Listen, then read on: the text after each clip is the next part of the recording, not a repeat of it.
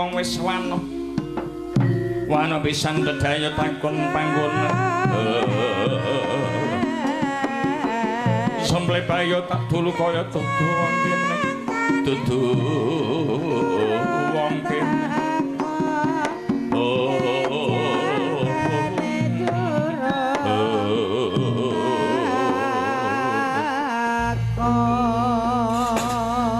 Janus, iki wong tuamu kang marek ning arep samu, nggir. Anakku kakek Janus bocah bagus, nggir. Ngarane anakku iku bagus dengkule mlecet. Sing tak sengiti bapakku sarung persen nganggone kok bareng kaya kuwi. Nganggone iki jonge gentenan kaya kuwi saka tara persen kaya kuwi ra. Nggih, Pak. Rawu paduka kula aturi pinarak ing asketsa nggih Rama. Oh iya, Nus. Iya. Tak tampa tangan loro agawe renang atiku Nus. Pangestuku bae tamanono nggih. Sanget anggen kula ngundi nggih Pak. Mugi pangestu panjenengan ndadosaken daging kayana mikaya niku ya Pak. Oh iya. Syukur mengayu bagi kumayangan mikaya ngono Janus. Lajeng wonten wigatos menapa Pak? Jenengan mrepegi papan kula anggen kula dumunung wonten ing Candhi Sanga niki. Nah, iki ngene. Iki kowe kudu manut marang aku kaya ngono Nus. Napa kinten-kinten jenengan nate kula mboten derek kali jenengan. Mboten manut kali jenengan nate jenengan. Ya ora. Ora tau. Kowe iki anak king patuh karo wong tuwa. Sing ora tau mbandang perintahe wong tuwa taniyane anakku Janus ora ana. Lah, mula saka iku Nus, dina iki uga kowe manuta kelawan aku. Lah arep kon napa, Pak? Kowe tak jak sowan ing asaning Sang Prabu Brawijaya Bendaramu. Dadi kula badhe dipun jak sowan wonten ing ngarsane Bendara kula Prabu Brawijaya. Iya. Lah niki ngeten, Pak. Napa jenengan iku tega, Jajak? Nek kula sowan mrika, kula dipun ajar gedhe kula dibateni jenengan tega. Janus, pripun? Yen kowe diajar aja kuwatir, Nus. Ora bakal kowe lara, ngerti kowe.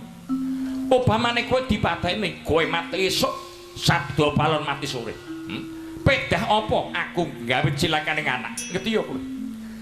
Aku iki nyambut gawe kaya ngene iki ngurusi kowe, mbela karo anak-anak ben supaya ben tentrem kabeh kaya ngono. Ora kelakon wong tuwa njurangake kasangsaran dening anak kaya ngono. Nyong semada ora percaya iki wong. Ora beseri karo Prabu Brawijaya. Musimbok kuwi kaya kae kok gelem ngono biyen-biyene iki ya. Wong lambene kaya kae jebres kaya kae simbok kok gelem kok jan. Dua anak nyong kaya ki si nyumane turu simbok sih ya. Kok tiru ke bapak kaya kuwi dower kaya ngono. Ora sak gerenggang-gerenggang wis wae. Kowe manut marang aku kowe. Lah niki ngene, Pak. Iya priye? Mangko nang kono kepiye? Aja kuwatir aku sing tanggung jawab ngono. Kowe mati aku sing belani. Temenan? Iya. Saestu jenengan. Ora goroh sama. Ora. Aja kuwatir, Nus. Janjane aku iki ngerti apa kamu karepake kuwi kaya kuwi ngerti ya. Yen Prabu Brawijaya kuwi ora maca syahadat kalimah loro lan rapal Muhammad, kraton Majapahit bakal gugur. Prabu Brawijaya bakal tumper ludes sakapadya balane kuwi kaya ngono. Aku ngerti. Ning gesane Prabu Brawijaya Nus, iku kowe diluputake kuwi kaya kuwi Nus. Mula kowe anuta kowe anuta. Wis ora-orane kowe bakal diayung-ayungi karo sing gawe urip. Manuta kelawan Prabu Brawijaya Bendaramu. Oh, ngaten, Pak. Iya. Lah nek nyon kono-kono dikapakake, aja wedi ngene. Ngerti ya? Yen kowe mengko tak aturake ing ngasane Prabu Brawijaya, upamane kowe diajar kowe menengo. Aja males. Nek kowe males kersamu ora bakal kelakon. Karepmu ora bakal dumugi, ngerti kowe. Kowe diajar menengo, patenono kowe anut kaya kuwi. Aduh kok berat temen yo. Nek nyong mrono diajar nyong anut kowe anuta kaya kuwi. Lah nek nyong pateni anuta kaya kuwi. Ing kene sediamu bakal kelakon, anggonmu bakal ngislamake wong ing Majapahit. Oh kaya niku. Iya, kowe sowan dhewe kaya ngono. Oh, dadi kula piyambakan mriko. Iya Nus kowe manuta kelawan aku. Kowe ngajanono karo wong tuwa kaya kuwi. Aja kuwatir. Yen kowe bakal nemu bebaya. Nggih, mbon sampean tak endel yo, tak endel sampean. Juwenji mongko nyon kono ora tulungi rasakno kowe. Lha iki kaya iki lho, nun inggih kados sepundi Eyang. Aku tak anut bapak. Sowan ning ngasane Prabu Brawijaya. Lah kowe makili nyong kowe dadi guru nang kene ngono. Wulangen kabeh para santri kaya kuwi upamane kae beras sing makane santri entek, kuwi utang buah kaya kuwi ya. Oh mekaten Kanjeng ya. Karo kae ayam dipakani, bebek diurusi kuwi ya. Wedhus dipakani diaretake kaya kuwi ngono. Aja perintah muin ngapusi tok. Inggih. Kersanipun panjenengan menika badhe sowan wonten ngasane Prabu Brawijaya iya. Menawi panjenengan wonten mriku dipun napak-napakake aja kuwatir. Sing bela bapakku dhewe Kaki Sabdapalon. Oh mekaten Kanjeng iya. Nggih menawi ngeten kula namung manut paduka iya. Lah menawi ngeten mo kersanipun jenengan pripun? Ayo tak sowanake ning ngasaning Prabu Brawijaya. Sinuwun kula ingkang asal damel sinuwun.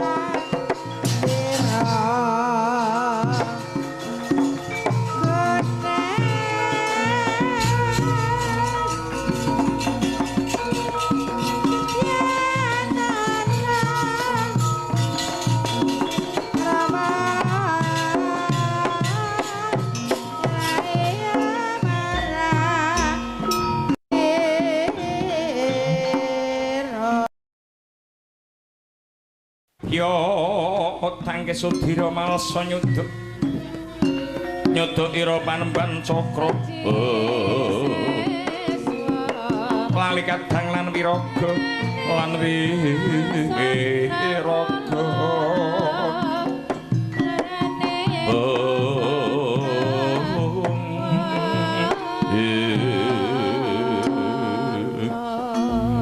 Kaki Sabdapalon wonten ingkang ngadhawuh sinuwun ngaturaken gunge panuwun Kaki Sabdapalon anggone rontak utus miji kapan Canus kowe bisa kasembadan Canus kon marak ning ngaresaku iki Canus dalem Pak kowe kon marak ning asane pendaramu Prabu Brawijaya kula napa iya nggih tapi ana apa-apane iki mosok putu kowe temenan Pak temenan Pak pernah kaya kae tak jotosi ora kejem ora jotosi nyong cilaka anu to aja kuwatir nggih Tapi yo belane temenan. Iya aja kuwatir nggih, langkung ngetepus dulu.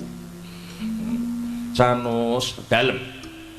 Kowe ndak openi ana ing Majapahit kene. Apa karepmu kowe ora manut marang perintahing Prabu Brawijaya? Kowe duwe karep apa? Kowe kok mulang-muruk ilmu syahadat ana ing tlatah Majapahit. Lah niki ngeten Nggih Sinuwun. Lepas kula nyuwun pangapunten. Kula menika anggenipun mulang-muruk Islam wonten ing wilayah Majapahit. Kula niku namung badhe nyelametaken panjenengan Murang Tata. Aku iku raja ingkang kagungan panguwasa ana ing kraton Majapahit kok nyelametake aku. Pinter temen kowe. Kowe iki duwe panguwasa apa arep nyelametake Prabu Brawijaya? Prabu Brawijaya iki Ratu Gung Binathara, ngerti yo kowe. Lah kok kowe gedhe bal bakal nyelametake marang aku. Aduh iki wong nek jenengan mboten purun maca syahadat Gus, ing Majapahit badhe runtuh, ing Majapahit badhe bubar ngoten niku. Kerajaan Majapahit badhe runtuh. Mboten wonten malih kraton Majapahit ora sudi. Aku manut marang siramu. Saiki kowe manut marang aku apa ora? Gesane panjenengan pripun? Bubarno ilmu syahadat ingkang ana ing Majapahit kene. Ah, mboten. Anggen kula mejang ilmu syahadat wonten mriki kedah lestari widodo ngoten niku mboten wonten ing saged ngalang-alangi dhateng kula. Sinten kemawon ingkang ngalangi dhateng kula, benjang mboten sakmenika mboten Murang Tata. Yen kaya mangkon ora kena girawe becik, pamang tunggul maneh aja kaya bocah cilik ajaran kaki Janus.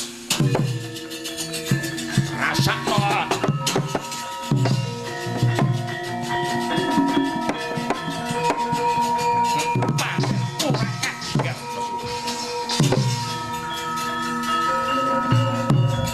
Prajurit Majapahit rayah Janus.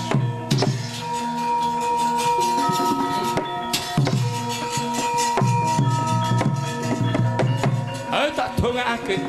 Muga-muga kowe slamet terus.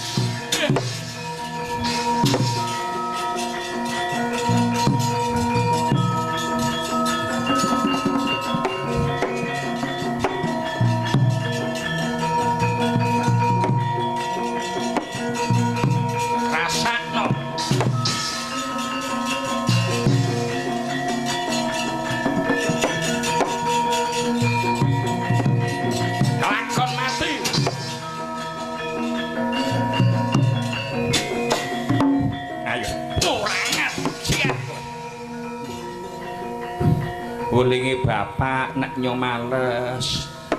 Apa kang ndak karepake ora bisa kelakon. Aja klemet. Ora diwales lara. Nah, ora. Ulingi bapak tak ugem. Rasakno wae.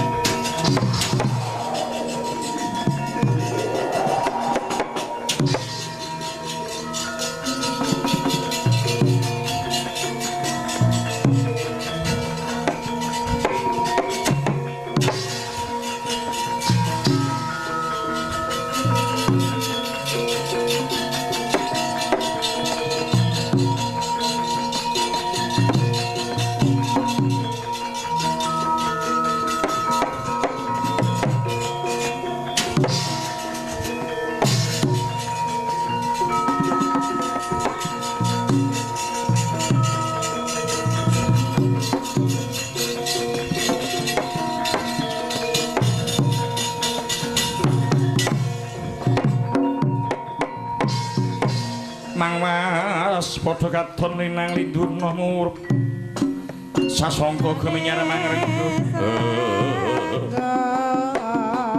mangrenggara mengpuri mangken tanpa sir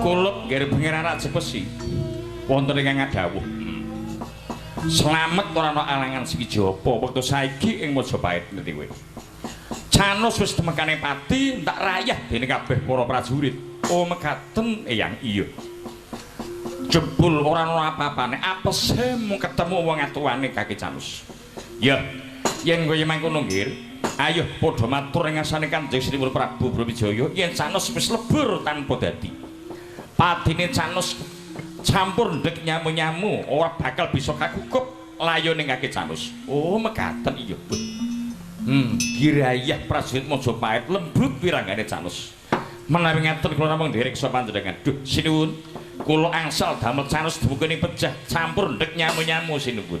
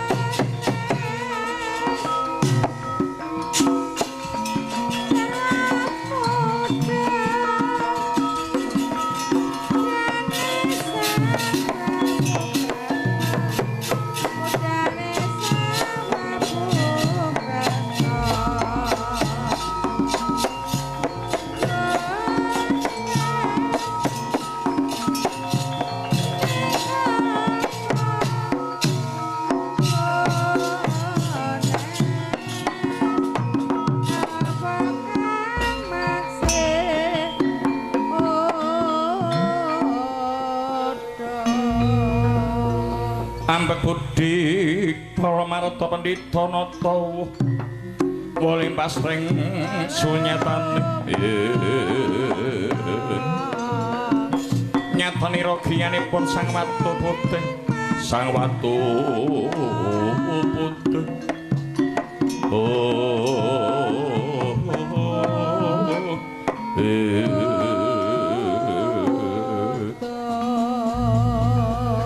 Assalamualaikum Canus. Nggih Mbah, waalaikumsalam Mbah. Oh ya syukur. Nggih. Lah jenengan niku sinten Mbah? Kowe ora ngerti aku Nus. Nggih, kula mboten kertos Mbah. Oh, wis ora kalah kowe. Semurupa Canus, aku iki Kiai Syekh Jambu Karang, wali tanah Jawa ngerti kowe. Lho. Panjenengan menika Syekh Jambu Karang ngoten niku Mbah? Iya Nus. Apa iya sing Jambu Karang kok berkungkung kaya kowe. Nyempena iki weruh wong kaya kowe nang pasar weruhe kok.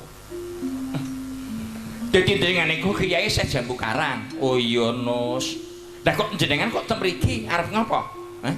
Kok kula dipun beto mabur wonten mabur beto mriki niku pripun Mbah? Lungguh Kang Prayoga aku arep nulungi kowe sungkan. Mengko nulungi nyong sampean njaluk upah. Nyong sing ora duwe duit orang nyabuh birang-birang dina wit bodho seprene tak setoran bae kurang. Sampe kan kok aku nek nulungi kowe ora bakal aku njaluk opah kowe ora. Ah sing bener mengko nagih ora Nus temenan. Nus, pripun? Aku ngerti nek kowe ngimpi ketemu karo malaikat Jibril, ngerti? Malaikat Jibril weling marang kowe kinen mulang ilmu syahadat ana ing Majapahit. Nah, ngerti yo? Ing tanah Jawa kene kuwi ilmu Islam, ilmu syahadat kuwi sik langka, kuwi kaya kuwi kan.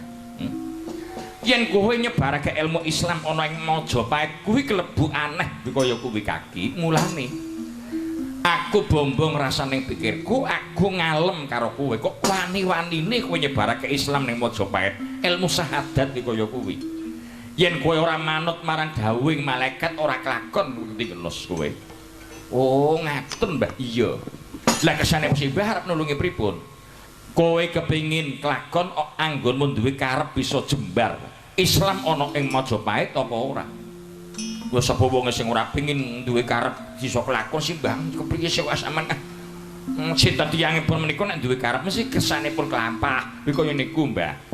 Nah, yen kowe kepengin kelakon anggonmu duwe karep, kowe kudu manut marang aku kaya kuwi Nus. Kula kedah manut karo sampean. Iya.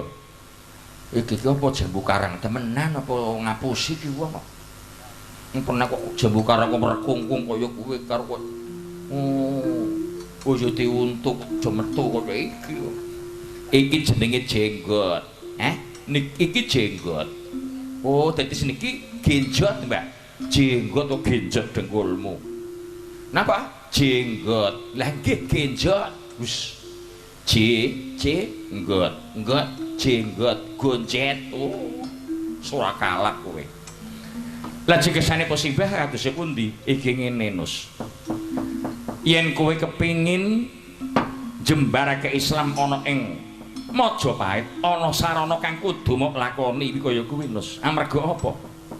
Amarga isih ana wong tuamu kaki sabda palon. Ngerti kowe?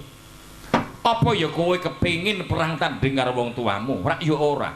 Amarga ingkang mandhegane penganut ing Majapahit tan liyane kaki sabda palon bapakmu ora ana. Lah kowe ingkang mandhegane ilmu Islam ana ing kraton Majapahit jajal. Antarane anak karo wong tuwa duwe penganut dhewe-dhewe. Nah, yen kowe kuwi ora manut marang aku, kowe bakal adu arep karo wong atuwamu kaki sabda palon. Kowe bakal perang tanding lawan kaki sabda palon iki kaya ngono Nus. Oh, ngaten Mbah Wali. Iya. Lah kesanipun Mbah Wali kados sepundi? Saiki ngene. Aku njaluk tulung marang kowe, kowe mangkato ana ing Mekah iki kaya ngono Nus. Kulone napa Mbah? Iya. Lah kesanipun Mbah kados sepundi? Ing Mekah kuwi kedunungan kitab jenenge kitab Al-Mujamil iki kaya kuwi. Jupuken kitab Al-Mujamil ana ing Mekah. Ingkang kagungan panguwasa iku Syekh Hambali kelawan Syekh Hanafi iki kaya kuwi Nus. Oh, ngaten Mbah. Iya. Lah menawi kula sampun mendhet menika kitab Al-Mujamil wonten ing Mekah pripun? Wong tuamu dudu ana kitab Al-Mujamil, mengko bakal tunduk karo kowe. Yen kowe ora nggawa kitab Al-Mujamil, kowe ora bakal kuat nganggo kramate bapakmu kaki sabda palon. Ora bakal luntur bapakmu mlebu ilmu Islam, maca syahadat iki kaya ngono. Mulane Nus, yen kowe bisa ngislamake wong tuamu kaki sabda palon, kowe bakal gampang anggono bakal jembarake Islam ana ing Majapahit iki kaya kuwi Nus. Nah, saiki kowe mangkato ana ing Mekah jupuken kitab Al-Mujamil. Jaluken ning astaning Syekh Hambali iki kaya kuwi kaki. Iki apa wong ngapusi apa wong gawe cilakane aku iki wong. Mongko Mekah kuwi adoh pinangkane. Niku saestu napa Mbah? Lho, lah kowe kok ora ngandel kowe. Mungkin ngaten Mbah wong Mekah kuwi adoh kaya kuwi Mbah. Kowe ngerti Mekah, ngertos ngendi Lores Beduk. Mekah kok Lores Beduk dengkulmu. Kowe ben ngerti ngendi kowe Mekah. Lan kowe ben bisa ketemu karo Syekh Hambali. Aku tak mlebu ning jero gawa garbamu. Kuwi kaya ngono Nus. Nyonge. Iya. Jenengan badhe mlebet wonten ing jero guwa garba kula, jero weteng kula ngoten niku napa, Mbah? Iya aku tak mlebu mrono ngono. Kowe ben weruh ana ngendi papan dununge kitab Al-Mujamil. Ngendi kuwi Mekah kowe ben genah kowe kaya kuwi. Ah, nyos modho ora ngandel iki wong. Suwi-suwi tak tut kepotongane ngetepus iki wong. Semono gedene kok mlebu weteng bilang ngabah ngendi? Tongane ngawur kowe. Nus, pripun? Yen aku mlebu ning jero wetengmu, aku iki nganggo ilmu kowe kaya kuwi. Ilmu semono gedene yo angel ra. Lah wetenge nyapa iso sedeng gedeleh wong semono gedene, wis kowe anu to. Kesane sih Mbah, aku tak mlebu ning jero atimu supaya ben padhang kaya kuwi. Supaya kowe ben ngerti endi kuwi Mekah, endi kuwi Syekh Hambali. Oh, amarga ingkang kagungan kitab Al-Mujamil kuwi Syekh Hambali iki kaya ngono Janus. Dados kula kedah mbeto kitab Al-Mujamil saking Mekah. Iya. Oh, ngaten Mbah Wali. Iya. Saya mesti tak percaya yo sampean. Janji mengko ngapusi karo nyong rasane tak luru sampean. Nyong genah nggone wis sampe kok nang warung kowe nggone kok. Wong duwe apa mangane ora tau nang omah turut warung, potongane mleketi sarapan nang Sebeduk, mangane nang Kesesi. Mangan sore nang Kajen. Ya potongane mungkin mlatar potongane iki wong karo kok sing ora-ora kowe. Wis Mbah, nek jeneng arep mlebu jajal.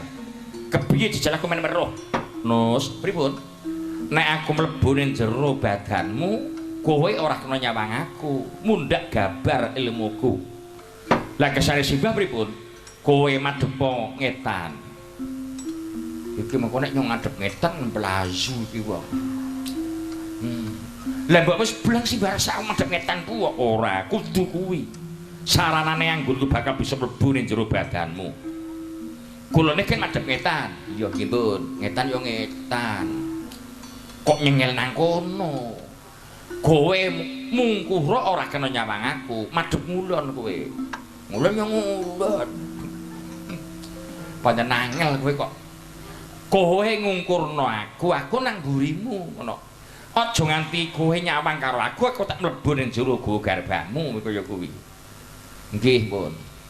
Juwaye ngapusi rasa kena ki wong. Apa ki wali temenan apa ora sih yo? Sarunge batik putih, klambine koko, terus sorbanan, terus jenggote abang. Iya, Jan. Nggih. Monggo, Mbah. Iya, Janus. Yen aku mlebu ning jero guwa garbamu, kowe bakal mandi kecape. Lan kowe bakal weruh sakjroning winarak kaya kuwi, Nus. Oh, ngaten, Mbah. Iya. Dadi nek jenengan mlebu ning jero wetenge nyong mandi kecape. Tur kowe awas. Oh, ngaten iya. Kepriye carane nganggone temeka Mekah gampang kowe ngerti kono. Oh, ngaten Mbah Wali. Iya. Nggih, menawi ngaten kula mun nderek sapanjenengan. Duk nalika wau pintering Syekh Jambu Karang ngringkes badan saliranipun dadi angin mlebet wonten jiwa ragane kaki Janus.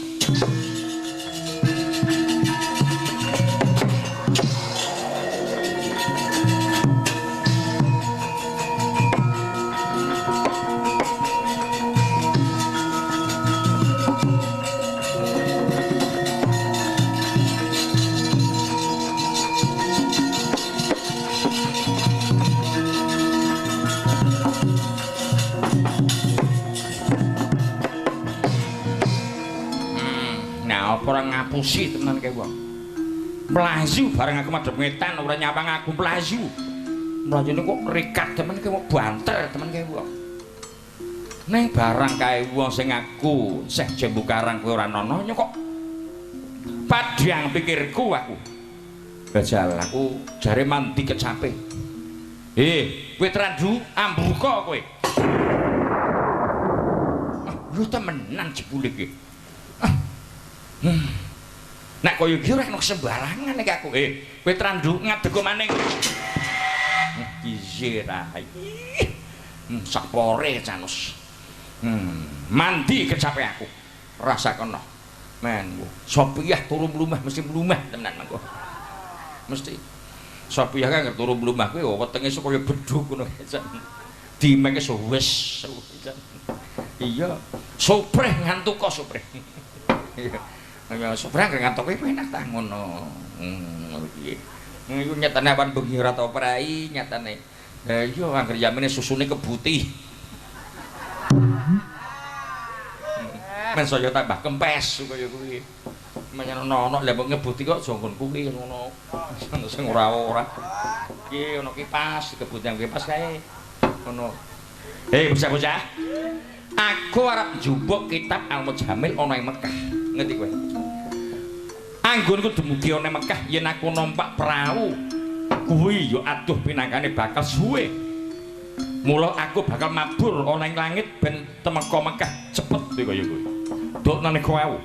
Kaget sanes miber wonten Jumantara benjang dumugi wonten Mekah. Kepanggih kelawan Syekh Hambali kelawan Syekh Hanafi.